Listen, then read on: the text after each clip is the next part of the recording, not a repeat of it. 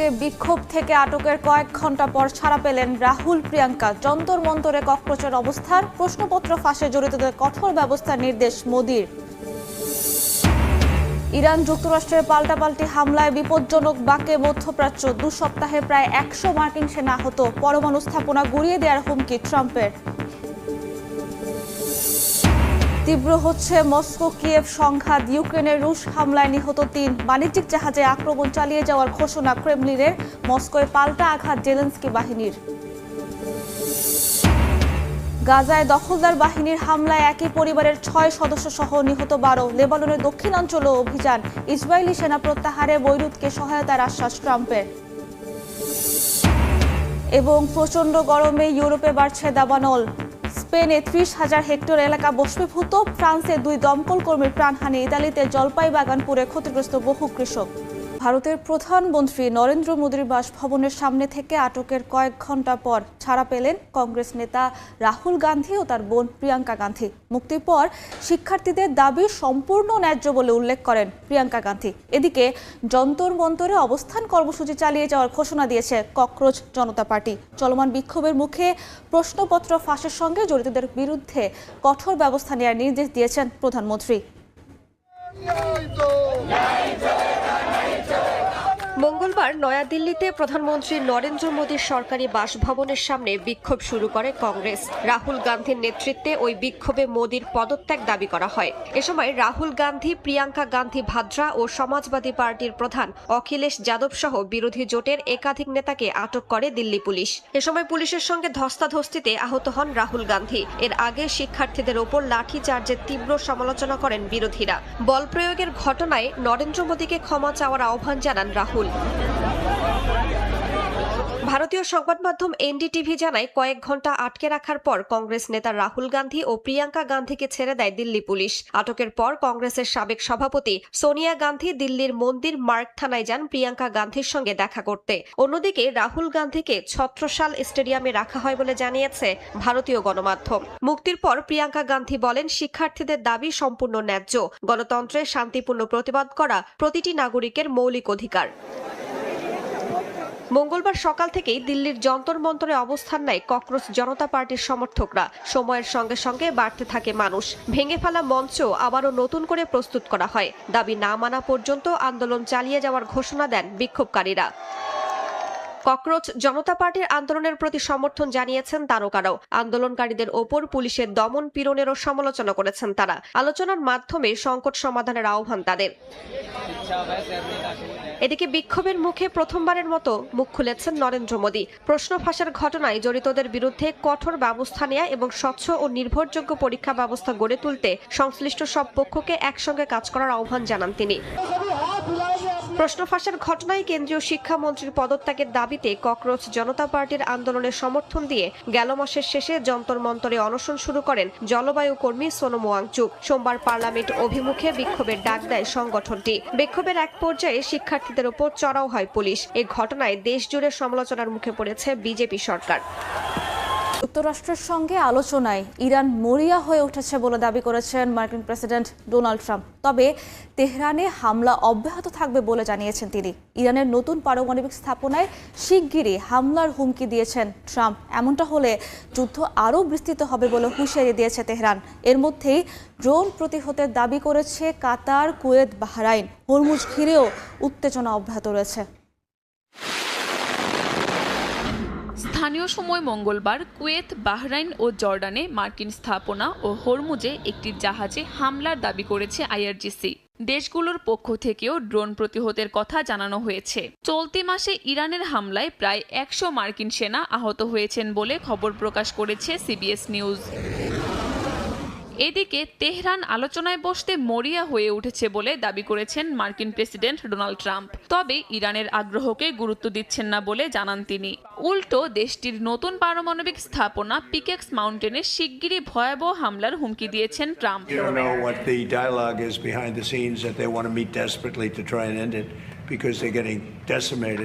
ইরানের পারমাণবিক স্থাপনায় যুক্তরাষ্ট্র আঘাত হানলে যুদ্ধ আরও বিস্তৃত হবে বলে হুঁশিয়ারি দিয়েছে তেহরান।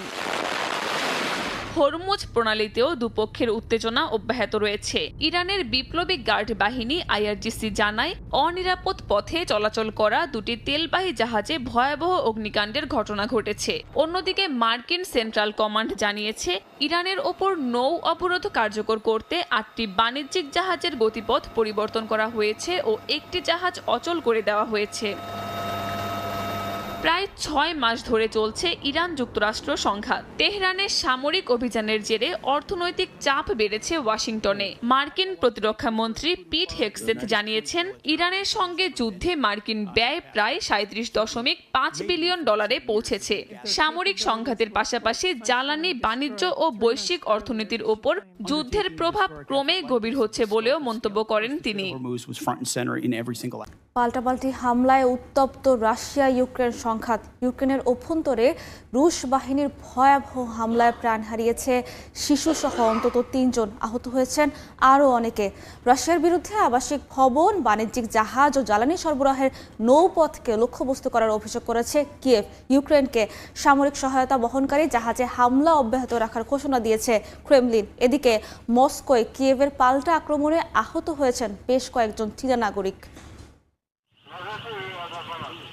রুশ বাহিনীর বড় ধরনের ক্ষেপণাস্ত্র হামলায় বিধ্বস্ত ইউক্রেনের বিভিন্ন অঞ্চল। মঙ্গলবার দেশটির ঝাপোরিজিয়ায় রুশ গাইডেড বোমা হামলায় নিহত হয়েছেন বেশ কয়েকজন। একটি 9তলা আবাসিক ভবনে বোমার আঘাতে আগুন ছড়িয়ে পড়লে এ হতাহতের ঘটনা ঘটে।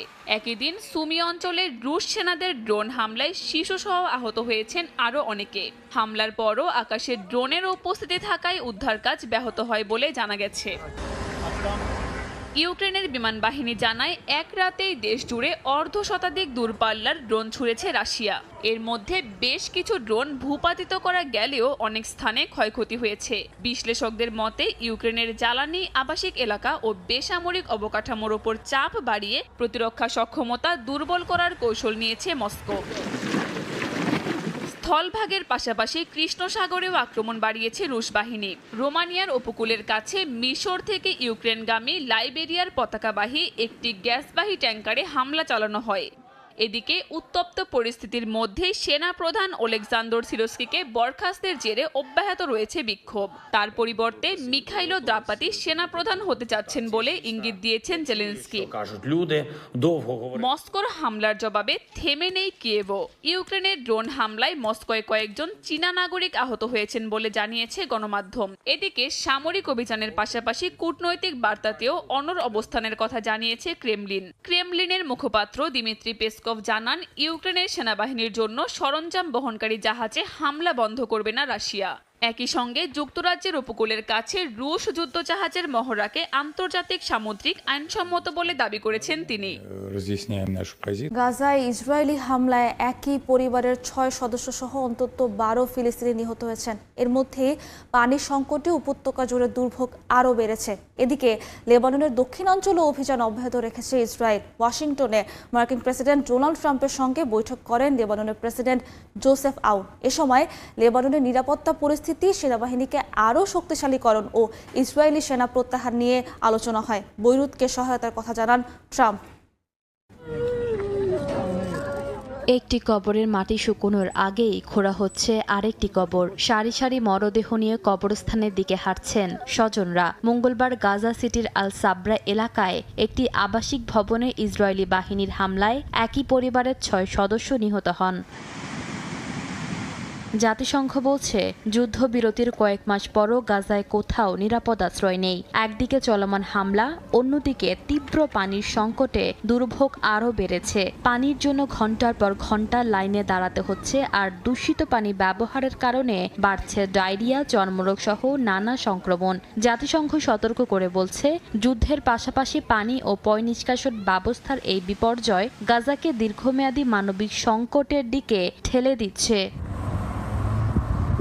এদিকে লেবাননেও হামলা অব্যাহত রেখেছে দখলদার বাহিনী। তেল আবিব, বৈরুত ও ওয়াশিংটনের মধ্যস্থতায় হওয়া নতুন নিরাপত্তা পরিকল্পনার অংশ হিসেবে দক্ষিণ লেবাননের একটি এলাকায় সেনা মোতায়েন শুরু করেছে লেবাননের সেনাবাহিনী। পরিকল্পনা অনুযায়ী নির্দিষ্ট কিছু এলাকা থেকে ধাপে ধাপে যাবে ইসরায়েলি সেনারা। তবে লেবাননে সেনা মোতায়েন শুরুর পরই উত্তেজনা দেখা দেয়। বৈরুতের অভিযোগ, তাদের সেনাদের লক্ষ্য করে গুলি ছুড়েছে ইসরায়েলি বাহিনী।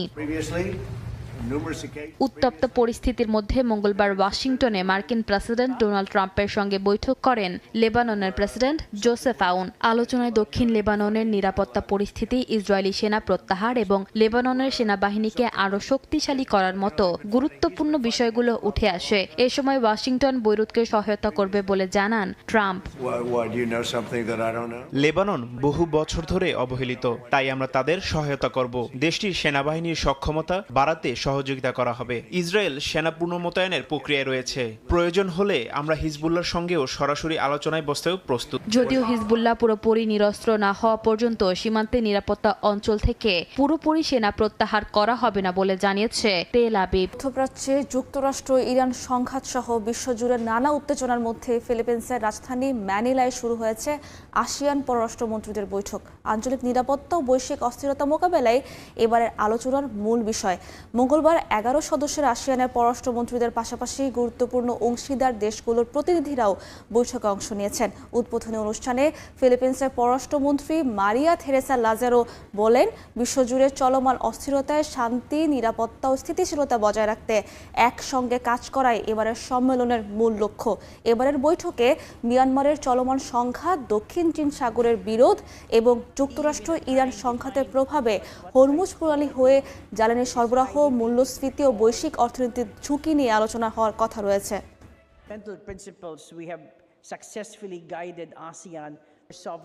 ইউরোপে তীব্র তাপপ্রবাহের সঙ্গে পাল্লা দিয়ে বাড়ছে দাবানল। স্পেনে ভয়াবহ আগুনে পুড়ে গেছে প্রায় 30,000 হেক্টর এলাকা। নিরাপদে সরিয়ে নেওয়া হয়েছে বাসিন্দাদের। ফ্রান্সে আগুন নিয়ন্ত্রণ করতে গিয়ে প্রাণ গেছে 2 দমকল কর্মীর। ধোঁয়ার কারণে বিলম্বিত হয় ফ্লাইট চলাচল। ক্ষতিগ্রস্ত হয়েছে ঘরবাড়িও। দাবানলে পুড়ছে বলিভিয়া, আলজেরিয়াও। ইতালিতে জলপাই বাগান পুড়ে যাওয়ায় ক্ষতির মুখে কৃষকেরা। সময় যত গড়াচ্ছে, স্পেনে ভয়াবহ আকার ধারণ করছে দাবানল। দেশটির লা মিওরোলা এলাকায় পুড়ে গেছে 30,000 হেক্টরের বেশি এলাকা। 34টি পৌর এলাকা থেকে সরিয়ে নেওয়া হয়েছে বাসিন্দাদের। আবহাওয়া বিভাগ বলছে, স্পেনে তাপমাত্রা 40 ডিগ্রি সেলসিয়াস ছাড়িয়ে যেতে পারে। এতে দাবানলের ঝুঁকি বাড়ার আশঙ্কা রয়েছে। তীব্র তাপপ্রবাহে দাবানলে পুড়ছে ফ্রান্সের দক্ষিণাঞ্চলও। আগুনে পুড়ে গেছে প্রায় 500 হেক্টর এলাকা। ক্ষতিগ্রস্ত হয়েছে ঘরবাড়িও। বিমান ও হেলিকপ্টার দিয়ে আগুন নিয়ন্ত্রণে কাজ করছেন শত শত দমকল কর্মী। বলিভিয়ার দক্ষিণাঞ্চলের তারিজায় দাবানল ছড়িয়ে পড়ায় জরুরি অবস্থা ঘোষণা করা হয়েছে। প্রবল বাতাসে নিয়ন্ত্রণে আসা আগুন আবারও ছড়িয়ে পড়ায় দুর্গম পাহাড়ি এলাকায় অভিযান চালাচ্ছেন দমকল কর্মীরা। আলজেরিয়ায় বিভিন্ন প্রদেশেও একের পর এক দাবানল দেখা দিয়েছে। সোমবার থেকে শতাধিক আগুনের রেকর্ড করা হয়েছে। এর মধ্যে কয়েকটি নিয়ন্ত্রণে এলেও বাকি আগুন নেভানোর কাজ এখনও চলছে। এদিকে ইতালির সিলিসিতেও দাবানলের ক্ষতির মুখে পড়েছেন কৃষকেরা। আগুনে পুড়ে গেছে জলপাই বাগানের বিস্তীর্ণ এলাকা। বহু বছরের গাছ ধ্বংস হওয়ায় এবার জলপাই উৎপাদন নিয়ে শঙ্কায় স্থানীয় কৃষকরা। আগুন নেভাতে দমকল কর্মীদের সঙ্গে কাজ করছেন স্থানীয়রাও। এদিকে দাবদাহের দাপট এখনও কমেনি। তীব্র গরমে ভুগছেন গ্রিস ও উত্তর মেসিডোনিয়ার বাসিন্দারা।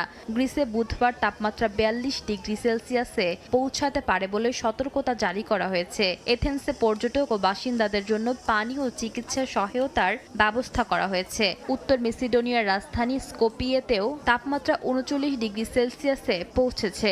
সরাসরি রোদে না যাওয়ার পরামর্শ দিয়েছেন চিকিৎসকরা। কানাডার বিভিন্ন পণ্যের উপর নতুন করে 50% শুল্ক আরোপের ঘোষণা দিয়েছেন মার্কিন প্রেসিডেন্ট ডোনাল্ড ট্রাম্প। মার্কিন পণ্যের প্রতি কানাডার বৈষম্যমূলক আচরণের অভিযোগ তুলে সিদ্ধান্ত নিয়েছে ওয়াশিংটন। আগামী 30 দিনের মধ্যে নতুন শুল্ক কার্যকর হবে। এর আওতায় থাকবে ওয়াইন, দুগ্ধজাত পণ্য, সিমেন্ট, আসবাবপত্র, পোশাক সহ বিভিন্ন কানাডীয় পণ্য। প্রায় $20 বিলিয়ন কানাডীয় আমদানির উপরে শুল্ক আরোপ করা হবে বলে জানিয়েছে যুক্তরাষ্ট্রের বাণিজ্য প্রতিনিধির দফতর। 1930 সালের একটি আইনের আওতায় এই পদক্ষেপ নিয়েছে ট্রাম্প প্রশাসন। এদিকে কানাডার প্রধানমন্ত্রী মার্ক কার্নি বলেছেন, বাণিজ্য বিরোধ সমাধানে যুক্তরাষ্ট্রকে প্রস্তাব দেওয়া হয়েছে। তবে তিনি অভিযোগ করেন, ট্রাম্প প্রশাসনের আগের শুল্কই দুই দেশের বাণিজ্য চুক্তির পরিপন্থী ছিল।